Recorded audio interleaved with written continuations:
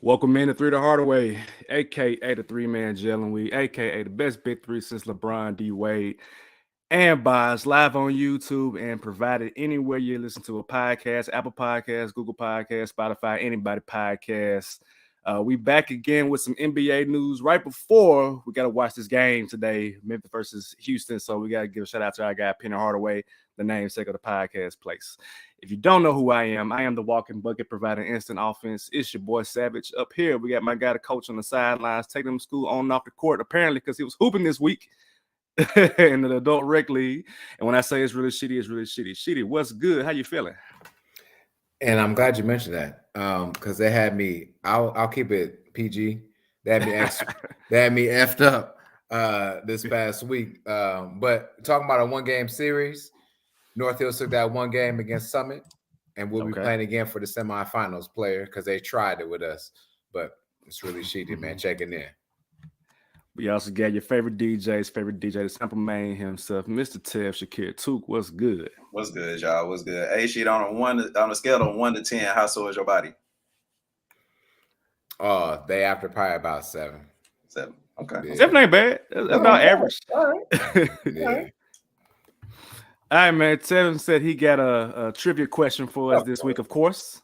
What you got, man? Of course, man. All right, so ironically, after we recorded the podcast the same day, an NBA record was broken. That was the most players scoring 30 in a day ever. How many players were there? How many players? Dang, so again, last week, blank numbers of players scored 30 points. It's the most ever in a day. Dang, that's crazy because I know while we were recording, KD and Devin Booker were dropping 30, and then whoever they were playing was also dropping 30. So that's at least 4 right there. Wasn't there the Dallas game? Dallas Mavericks, yeah. Because I think Kyrie and Luka had 30. Damn near. Exactly. So I'm at least right there. That's 4. Yeah, I'm gonna go 16.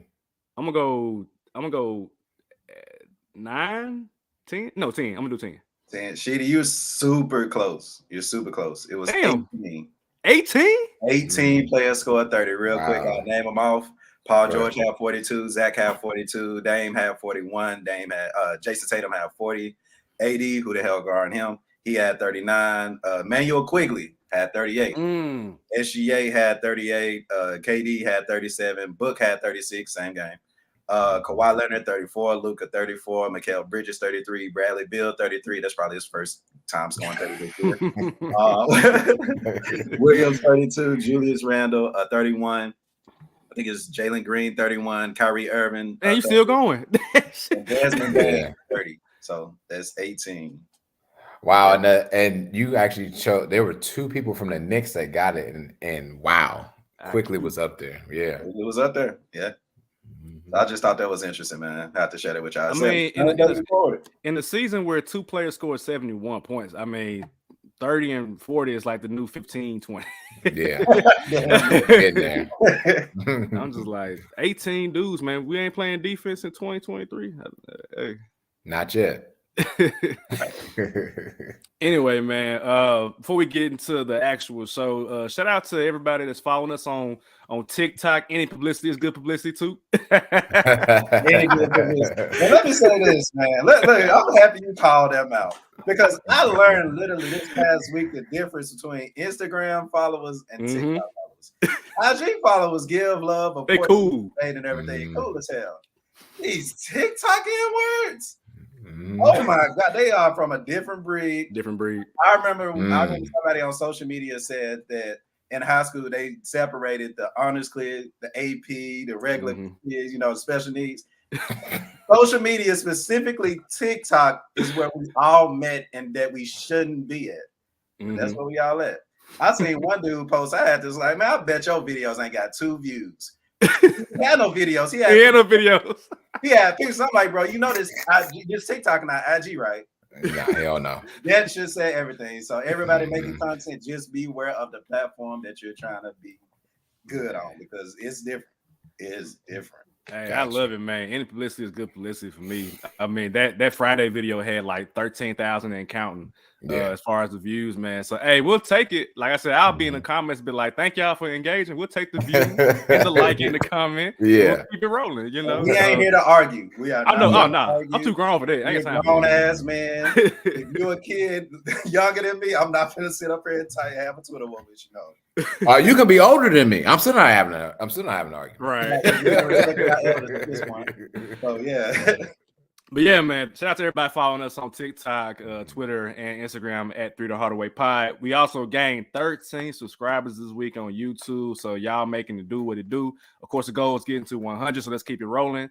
And we're going to get right into it, man. So first up, last week, Mr. Tev Shakir, he did go to a basketball game featuring the Phoenix Suns and the Oklahoma City Thunder. He did come out and say on LBR platforms that Kevin Durant would, turn up for this game. And sure enough, Kevin Durant was getting ready in the warm-ups. And somehow, some way, he slipped going to the paint on a warm-up jumper layup, whatever it was. But I just want Tuke to just kind of outline your experience that day, and then we'll get into what this means for the Phoenix Suns. I'm sorry I got to make you do this again, but I just want the people for this platform to understand the emotion, the build-up, and then the collapse all in one. No pun intended to Kevin Durant. So I've been waiting for this game, like you said, and I've said it on this pod for weeks, maybe even a month, because I was like, oh, shoot, KD playing OKC in, here, it kind of sounds like he may be his home game. So I didn't have this circle, you know what I'm saying? Got a good ticket. Shout out to the homie Amber. Got a real good deal on the ticket. And, everything's great, groovy. I done got some money doing lift rides. I'm straight. I'm feeling good. I'm finna spend a little bit more. I'm feeling great. I ended up finding $10 parking in downtown Phoenix. Blessings on top of blessings. Then the notification came in. Kevin Durant is not playing. What? Again, KD's not playing, injured in warm-up. So I instantly go to where everybody go for news, Twitter, and find that he slips on the court. When I tell y'all my heart was broken, I was done for. They had like the little fan attractions and everything outside.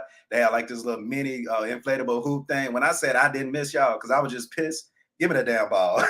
Get out the way, kids. ISO on me. Get the hell out the way. I'm pissed. So I ain't gonna lie. I'm just knocking them down. They're like, okay, shooter. I'm like, I'm pissed. I don't wasted all this money because ain't no way in hell I just come to see OKC without SGA. This supposed to be Kevin Durant's first home game. And that was looking like I won't see my guy probably until the playoffs. So I got really to end this off. One question for you, Savage. You used to work and kind of do ball boy management and towel boy. How hard is it to do your job? Because I would assume it wouldn't be that much that you can do to make sure that we good. But I'm saying, how bad was it? How give me details. Bro. I'll give you details. So when I was a ball boy for the Grizzlies, 2010, 2012, we had ball boys doing separate things. You had ball boys that, for the most part, rebounded. You had the ball boys that do the medical cart with the Gatorade, the ankle wraps and all that. And you also had the guys that did the courts who had the little mops and they would mop the court. So usually the court is constantly being mopped. Like there should be not a speck of dust on the court. And so you would have the guys who would, the actual team attendants, what we would call by the Grizzlies, who would mop the courts. And then on top of that, Tuke, you will have people from the actual arena, as the players are warming up, will mop the courts as well too. So again, it should be completely dry, completely without any kind of dust. So maybe it's a shoe thing. I don't know, but I don't know what they're doing in Phoenix. Maybe somebody had one job and they just decided not to do it that day. Perhaps that perhaps is the case. But yes, you probably can put some of the blame on the ball boy, but it's probably a high school kid, man. You can't do that, man. He just a high school kid who shouldn't have another job a day in his life. Go back to school. You should be in school. Go study. Luckily, I mean, for the rest of the season, my guy. Like, nah. Luckily, he only out for like 2-3 weeks, and to be honest, you just need him healthy for the playoffs. You got Kevin Durant. It's the playoffs. Just am I gonna get refunded for what? Nah.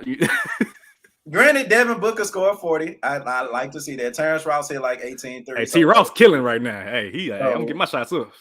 Right. So I'm like, it was good to see, but like no SGA, no Kevin Durant. You know what I'm saying? Like, nah. I understand. It was heartbreaking. But yeah, man, he only out for 2-3 weeks, man. Y'all be all right. Luckily, it wasn't as bad as it could be. My man, but with Kevin Durant though, it's like he's having like a string of injuries constantly. I mean, he is 7 feet tall, and I mean, we all know about lower extremities injuries with 7 feet tall players. Kevin Durant, by what, 33 years old now, 33, 34, is about that time. It's getting close to it, you know. So he can't. I mean, Kevin Durant is a guard that's 7 feet tall, right? Yep. He can dribble, he can shoot, he can do everything on offense that you could ask for. And at some point, at that size, as you get older, you're not gonna be able to move as agile. You're not gonna be able to do it as quickly. Not be able to explode off of a layup or a dunk. So, I mean, this is to be expected. You know, I mean, it wasn't in the game, obviously, but if he's doing this against non-contact, imagine him up against, you know, LeBron. If LeBron makes playoffs, we'll get to that later. But other players, you know, out west, right? Shitty, don't do that, Shitty. Don't do that. It ain't time yet. I'm just saying. I think they still have a one membership available for Marcus Savage. Yeah, because I ain't finna sit here that much longer to let you disrespect my Lakers. That's what you're not gonna do. Y'all heard him now. He said his Lakers. Y'all heard that. That's what you're not gonna do. I mean, my Lakers, bro. Like, nah, bro. If you don't give him a play, he gonna eat. Okay, you don't give him a play, he gonna eat. But yeah, man. So I just want to know y'all thoughts about like the outlook for the Suns. Tuke don't care about all exactly that. KD in the game. You know me so well. Like that's literally the only reason I'm here. I'm here for one thing and one thing only. Right. Just cheer and support because I missed the press conference that he did. Damn it, I should have pulled up. Make me regret that. But now it's like I done wasted money. I had to get $40 chicken tenders. $15 Michelob. Like, come on, man. I could have got that. I think what hurts the most is the fact that you actually was like en route to the game. Like that was, not driving, walking. He was walking up to the damn facility. It wasn't like it was like earlier in the day, like, oh, Kevin Durant got hurt in the You can try thinking around, like okay, whatever. But like, cause you could have sold that ticket. You know, you walking up to the game, it's like, damn, I'm already here now. I gotta sit down. And it's crazy. You got the scouters. It's like trying to sell tickets. Shit, me too. Like, come on, man. Nah, I'm good. Well, I'm glad you didn't slip on nothing on your way there because clearly it was slippery in Phoenix.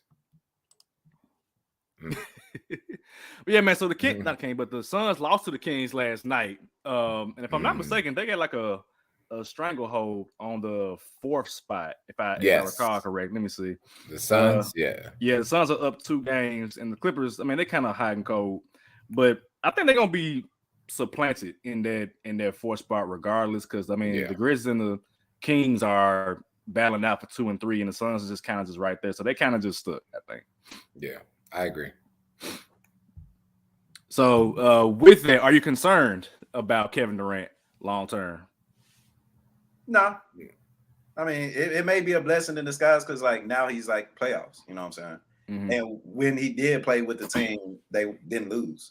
Granted, 3-4 game sample series, I know, but the way they were looking at plus the bench, Terrence Ross, guys like Terrence Ross and Josh Okogie stepping up is like all Kevin Durant got to do is come and be Kevin Durant. We're gonna be straight. Yeah, I think the thing that helps out the most here is Monty Williams and their coach and understanding what Kevin Durant can bring to that team. I've said this on this show multiple times before. Kevin Durant is going to be one of the whatever we get from Kevin Durant this playoff series is going to be immaculate and crazy because he's waited to get back to this place. And I feel like in a new environment. I can't, I don't really recall every game that he played when his first series is with the Warriors. But I feel it being something very similar to that, if not a step above, because I just got done getting swept in the East. And now I'm in the West. I believe it's time that he reminds him, of easy money sniper when it comes time for the playoffs. So, no, I don't think – if anything, the number 1 seed needs to be worried because after they get done playing the 5th seed, the 1 seed's up next. Yes. And there's been talk about, Joker with the MVP versus Joel Embiid. But I've said it many times, like, if they get Warriors first round, it's a problem. If they get Phoenix at some point, it's going to be a problem. Just because offensively, they can match Denver, and Denver ain't locking up like that. Like, man, nah. They ain't doing that. No. Yeah, Sharky mentioned I forgot about that game, the UT Memphis game, where they because was it COVID? It was something COVID related, and I think Memphis players had got COVID. Oh yeah, that was like last year or something like that. Something like that. Yeah, it was very recent. Something like that. Oh, yeah, I remember Shark that. was pissed. But speaking of the Kings did play the Suns last night, of course, without KD. And the recent shifting of the standings between the Grizzlies, who also won last night in comeback fashion, had me ask the question to Twitter, who do you trust more going forth in the playoffs, that the Grizzlies or the Kings? And I feel like this is a legitimate question right now because, I mean, the Grizzlies are without Ja Morant. They lost Brandon Clark for the season. Steven Adams is the update on him was like a PCL, one of them acronyms with the lower extremities, and he missing the rest of the regular season, So you have that issue, and then the Kings, who are playing no defense, obviously, but on offense, I mean, damn, they scoring with the best of them. And Sheedy, I give you your salute. You said it off top at the beginning of the season on very first episode of this podcast, like. He said, watch out for those Sacramento Kings, and I'll be damned. They at number 2, and we on the last lap of the regular season. So my question to y'all, who do you trust more right now, the Grizzlies or the Kings? Oh, I'll start and let you know that you need to trust the Kings right now. The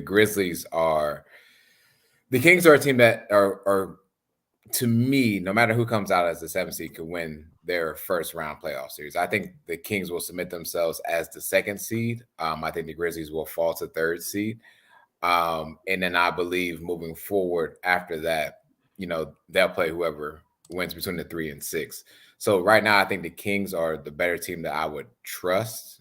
I hear you, Shark, but with I think, man, Mike Brown.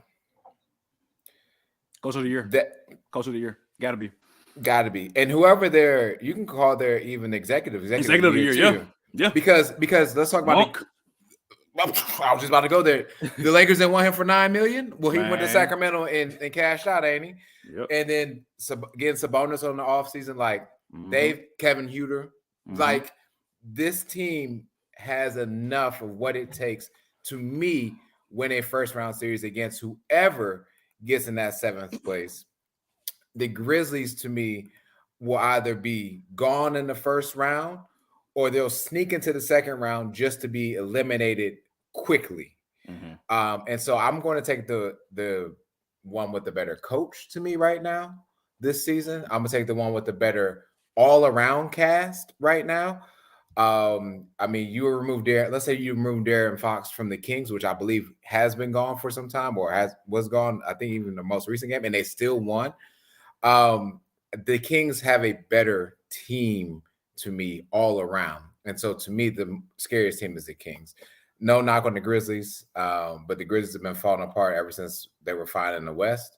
And they just need to say, we done. We good. Let's chalk it up. I guess because they're too young again. Or whatever excuse Grizzly Twitter wants to make about why we didn't make it this season. That's a great question, Savage. And if I could have answered, I'm with Sharky. Hell, I'd rather trust myself. But if I have to answer, it'll be the Grizzlies, and it'll be the simple fact of from you. Wow. I know, right? Which is hold on, let me get there, right? Because I feel like when my Lakers make the playoffs, they're not going to be the 8th seed. They're going to be the 7th seed. And what's the one thing that'll make everything about this whole Kings being the top seed funny is if they play the freaking Lakers in the playoffs. Y'all know what happened, Sacramento versus LA. Running back.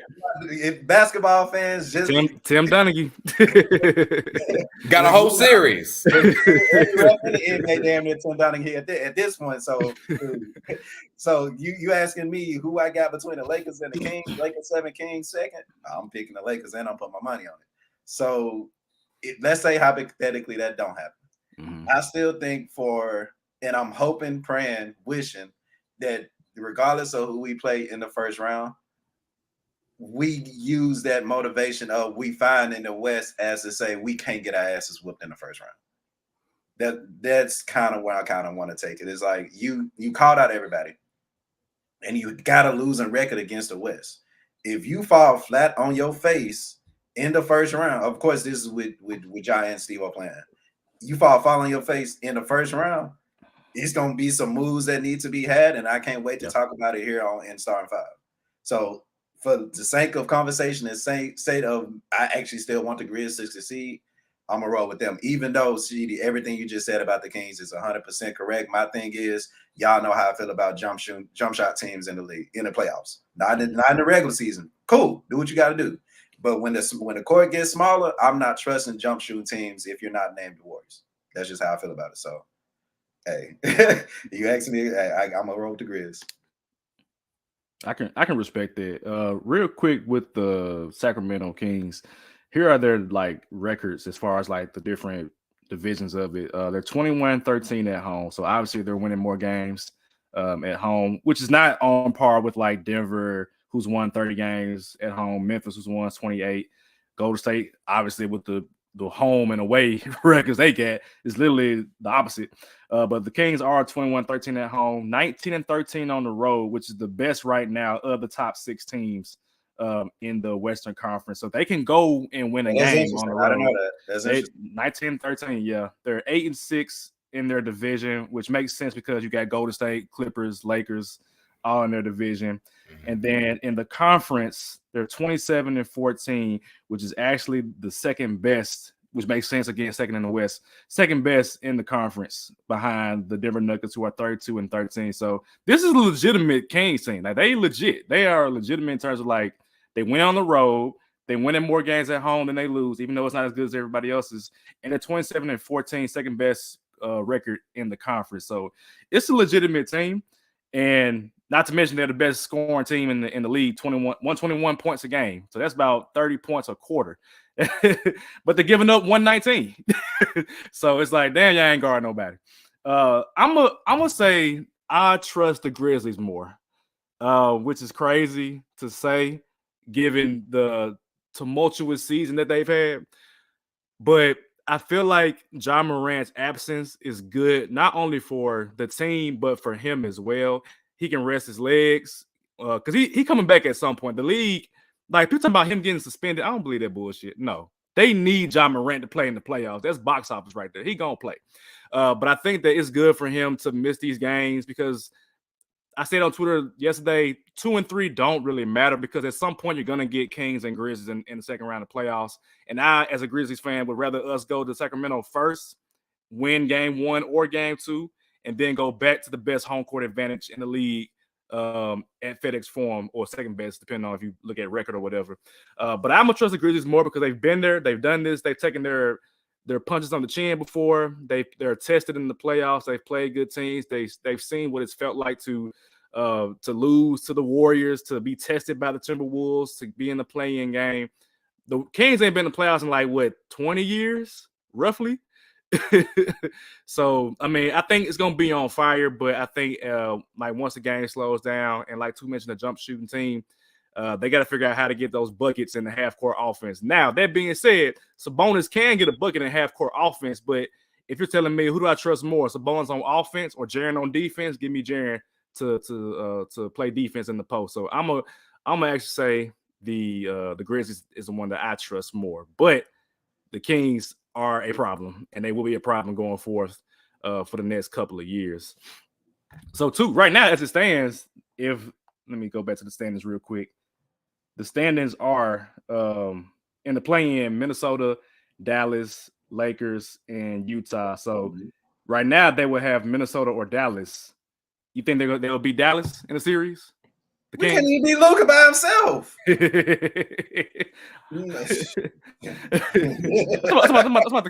about the Kings? If the Kings are at 2 and they get Dallas, neither one plays defense. Damn. Kings and Dallas in the series. I'm gonna trust the Grizzlies. I'm gonna trust the Grizzlies simply because Dallas has no interior defense, and I think Ja Morant will eat in that series. Now, what about Kings versus Dallas? That's what I said. Kings versus Dallas. Who will win that series? Because right now Dallas is at 8, and they beat Minnesota in the play-in. They beat number 7.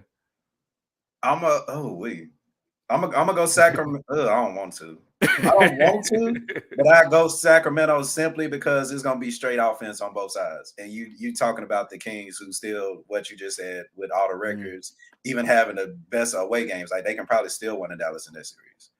So I'm gonna go Kings on that one. What about you, Sheedy?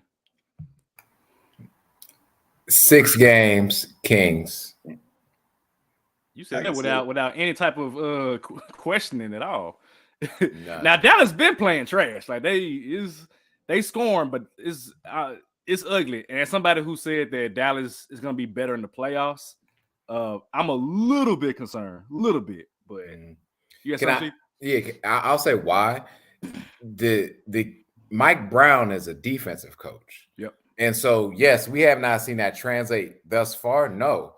But when it came down I feel like with Steve Kerr knows how to draw beautiful plays offensively, ball movement, everything. But he relied on Mike for defense when it came down to it.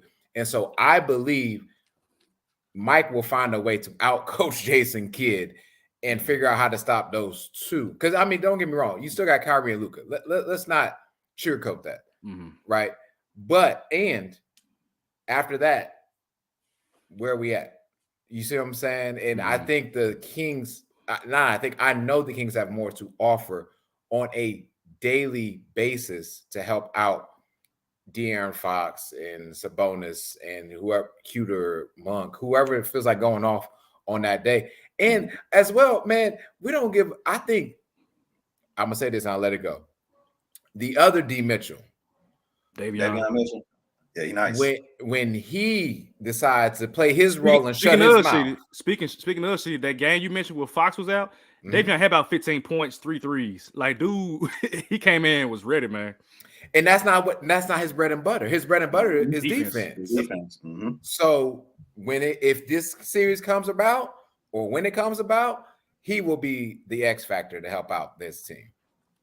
I think he'll probably go with the scheme of Luka gonna be Luka. Cool. Stop everybody else. And in playoffs, that can either help or hurt. So, good point. Nice. Speaking of that game, I'm going to go to that box score because I remember seeing the highlight. I was like, damn, where Fox at? They still hooping. Sabonis had 19. Barnes had 14. Keegan Murray had 13. Mitchell had 15. Herter had 25. Trey Lyles came in, had 14. Me Too had 9.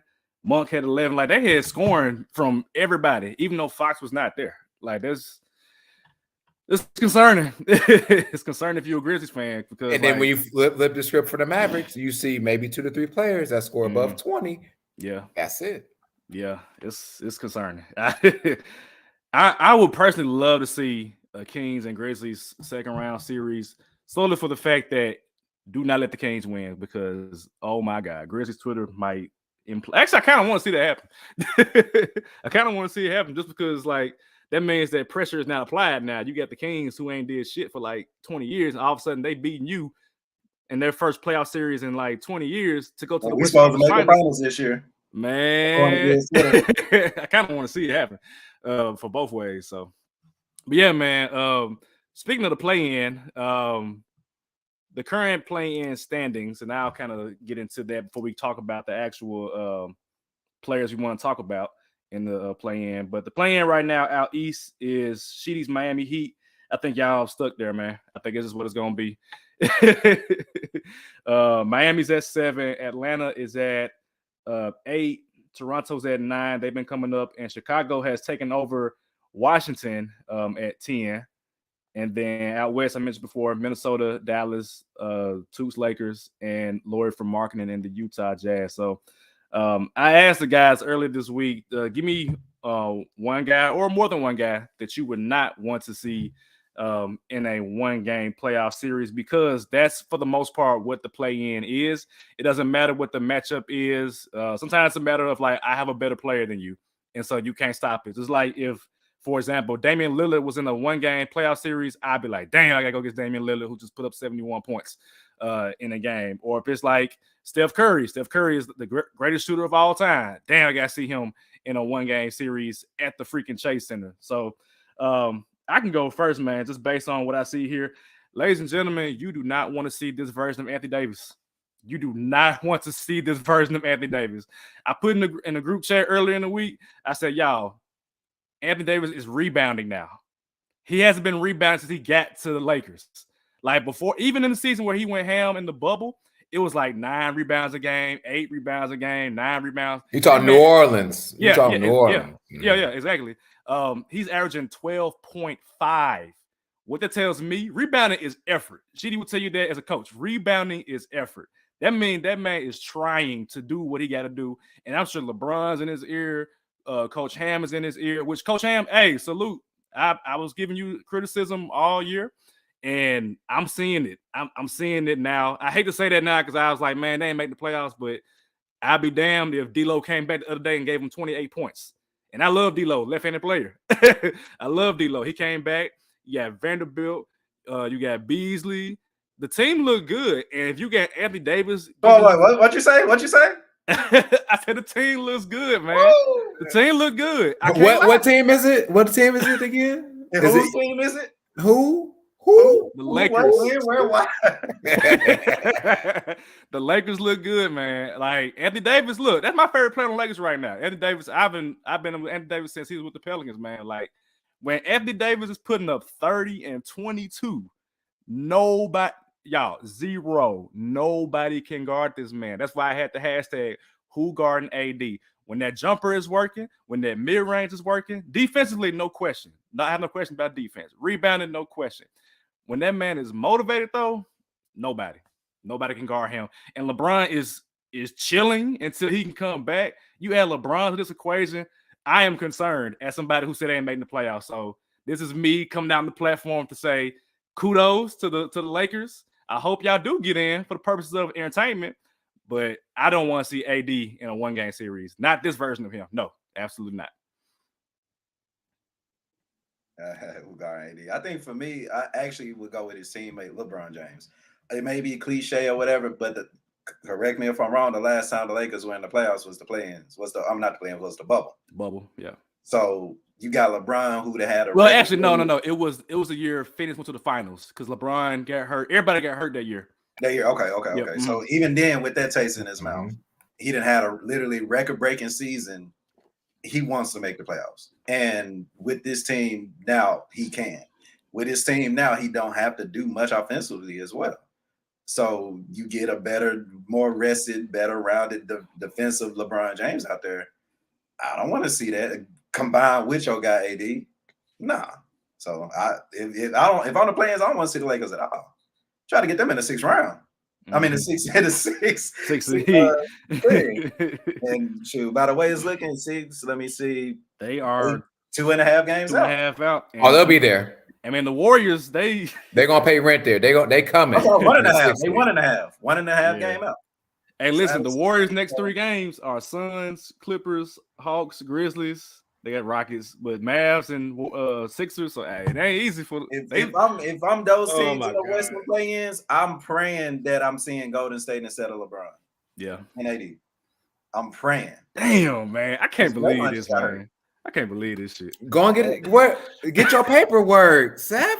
I told you. Come back to my team, bro. The Lakers is here, bro. They're there. Look, well, I give you the paperwork in this offseason because I'm gonna still rock with him, you know. Nah, man. I told y'all, wait till LeBron leave and then check with me. He's still there. Man, the guy I got on my shirt, man. Jimmy, yeah. Jimmy? You don't want to see Jimmy Butler for everything when it's worth it in a one-game series. I agree with everything y'all said about those Lakers. And I honestly think that this is one of the better LeBron teams without LeBron. And they always talk about that LeBron effect, like people kind of shrink in the light when LeBron is added to them. I don't think any of these players are going to shrink in that pressure. And one player that y'all did mention that I think is going to be very, very X-factor-ish for them is Vanderbilt. That's going to be the guy. That man get rebounds. Man, I'm talking about AD. That man get rebounds. Effort, bro. Effort. And I said the one thing I think what hurt the Lakers was their transitional defense. Mm-hmm. He's damn near selling that his own self. And so I will say him. But anyways, Jimmy Butler. Now, granted, we did lose against Savage's Magic last night. So I'm gonna put that out there and let that Hello. be said. They almost had a triple-double. Triple-double, yes, sir. But I would say I would say Jimmy Butler, man, because he has so much to give, and he's going to give everything. He did not shy away from the moment in the play-in scenario, but the bubble scenario against the Lakers when he could have folded and like the Heat don't belong here, or any other time where he's in the playoffs. Jimmy Butler is a top 5 player when the playoffs are on. I don't care who else is out there. He turns up to a whole nother level. And so I believe I'm going to say Jimmy Butler to be not different. I was going to say him regardless. And if I were in the West, besides Lakers, I would say with the playing scenario as is right now, the one person you don't want to see is Luka Doncic. You can game plan to stop him in a series, but in a one game scenario, Kyrie or no Kyrie, you don't want to see that for Dallas to get into the playoffs. But again, I don't think the standings in the East are pretty solid. Yeah, it's set aside from that last spot in the play. Yeah, but the Wild West, there's going to be a lot of shifting that happens, and I think Dallas is going to need to come out of the play-in, along with the Warriors as well. Will have to be in that play-in scenario because again, I believe we talked about this already. The top 4, I think, are pretty much locked. Whether or not 2 and 3 interchange, that's fine. I think the Suns are locked in at 4. You can get some movement with the Clippers at 5, but I think they'll probably stay pat. But that's 6 through 8. Well, we'll say 6 through 10, I guess. That 6 through 10 is up for anybody. And you still have the Blazers on the outside looking in. You're talking about Dame time. Yeah, that's one of his most famous. You know why I'm here. But I don't think they're gonna come that far because the Lakers is coming. Yeah, and then you got OKC. OKC, they sat Shea. They done. They ain't trying to win no more. You said what? It's tank season for them. Yeah, they said Shea, you good? You got an ankle, man. Sit it down. You got next year. I can't wait to talk about them for next year. Yeah, for sure. I got a question, and it's not a troll, but at the same time, how do y'all feel about Pat Bev going to the Bulls? Because record saying he's never missed the playoffs, and the Bulls been playing a little bit better. A little better, yeah. So how we feel about Pat Bev, and I guess the Bulls as well. So here's the thing about the Bulls. I feel like they have players for one, which is half the battle for a playoff team. You need people that actually have been there before. DeMar DeRozan obviously has been there several times. Zach LaVine's been there. Vucevic has been there. Caruso has been there. And the team itself is like, okay, we got something here. It's just you got to have. I think they got to figure out DeMar or Zach LaVine. I think it'll be Zach LaVine will be gone somewhere else at some point. But adding Pat Bev, I mean, for a team of like that caliber where there are like low expectations, I think that helps them, and in this case, if they are in the play-in right now against Toronto, they could beat Toronto. I mean, Toronto they're not perfect. They're still trying to figure themselves out. And if they beat Toronto, that means you go up against probably Atlanta Hawks. And y'all know how I feel about the Atlanta Hawks.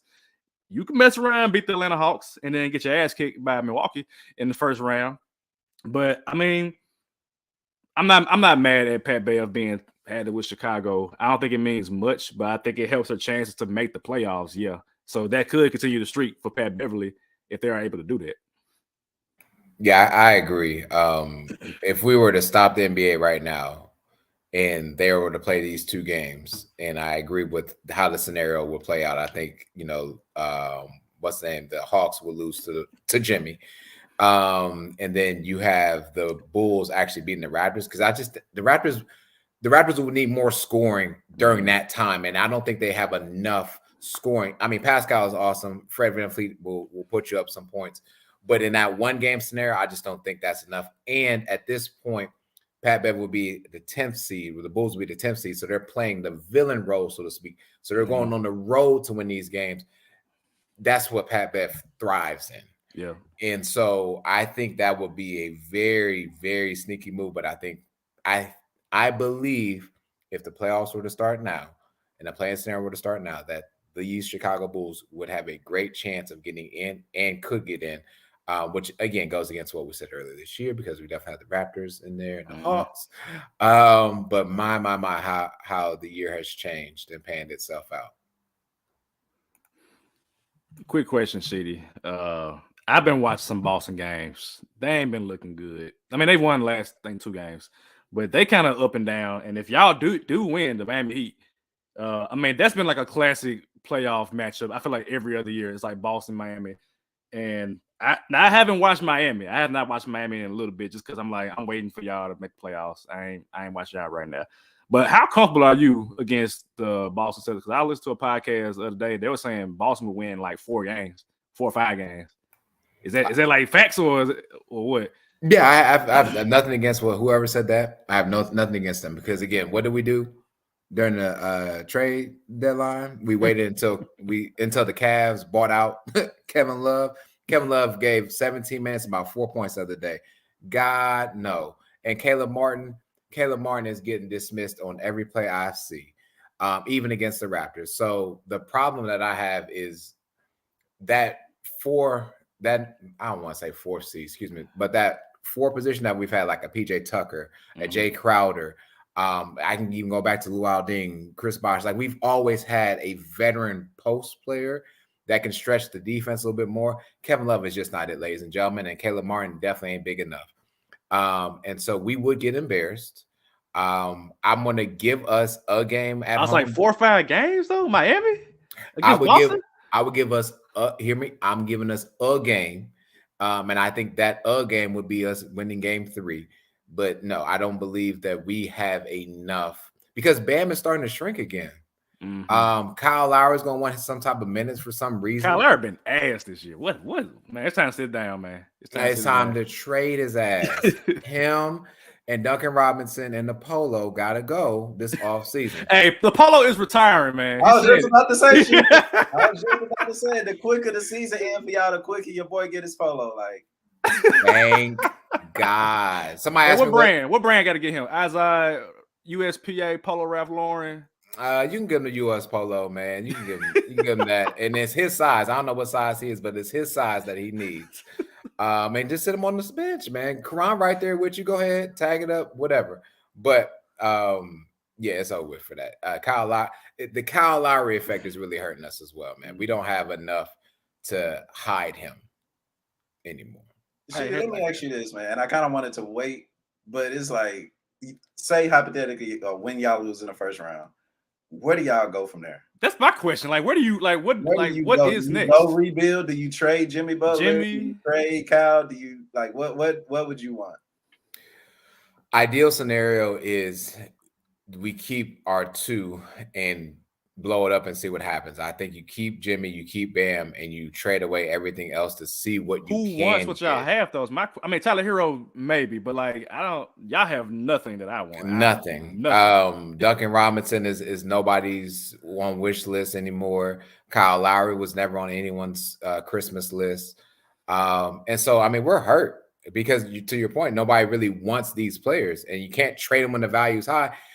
Who's gonna want Gabe Vincent for $1 million, right? Max Strus is making $1 million. Like some of our better players are making pennies to the dollar, where a lot of our contract money, so to speak, is tied up into players that ain't producing what their contract is saying.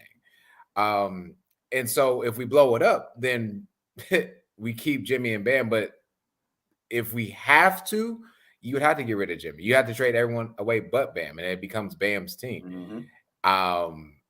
But of course, I don't know anyone's scenario that's going to take on Jimmy for $50 million. Though that's another problem. He's making $50 million. God, he about to, yes. At some point in his contract, he is escalated to make at least $50 to $52 million.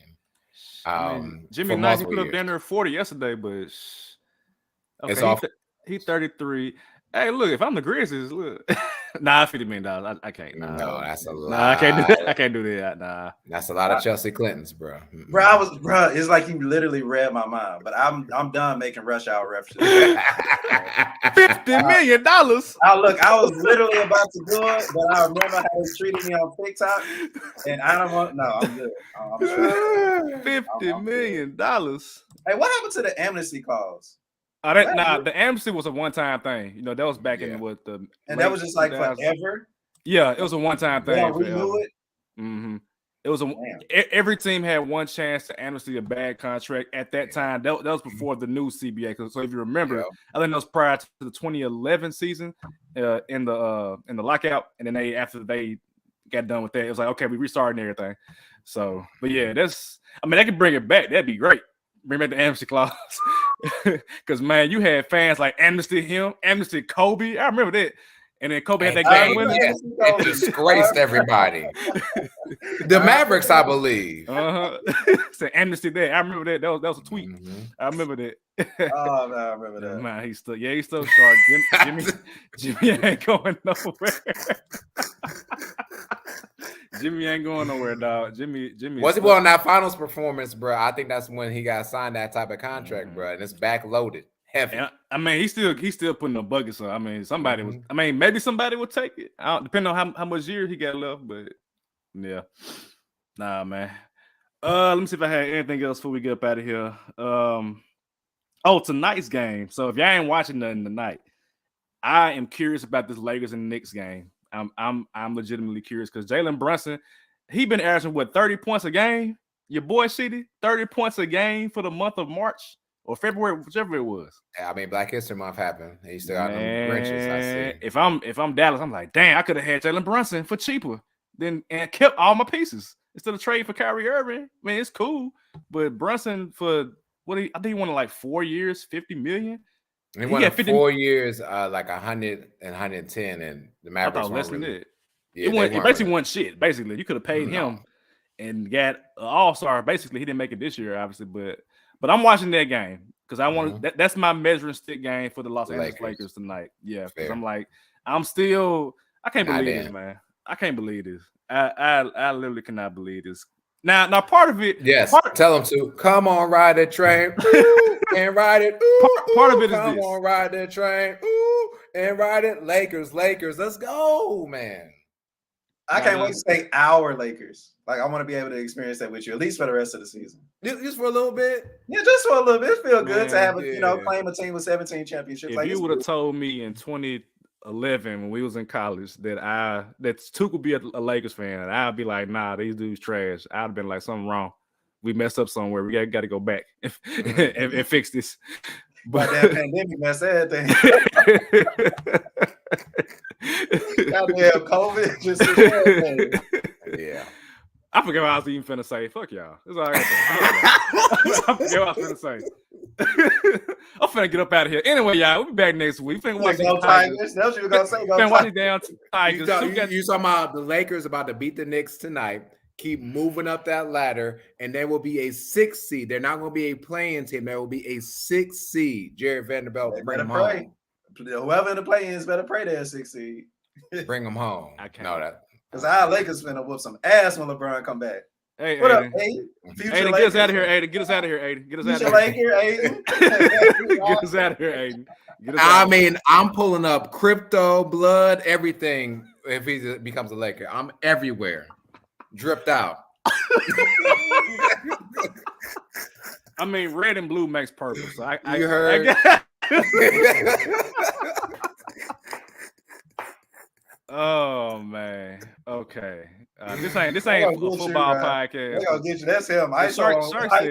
Shark said Ramsey got traded to the Dolphins. This ain't a football podcast, but hey, damn. Shout out to the Dolphins for making. And then they get Nick Chubb or something like that during the season from the Broncos. I don't. Bradley Chubb. That's right. Bradley Chubb. My fault. Which not Nick Chubb. Still a Chubb. The Chubb, yeah, basically. So anyway, we get up out of here so we can watch these Tigers win this game. Hopefully they win it because we ain't. This is the end of the podcast right here. So next week we'll be back. Stay safe. Be blessed. Peace. I can't stand.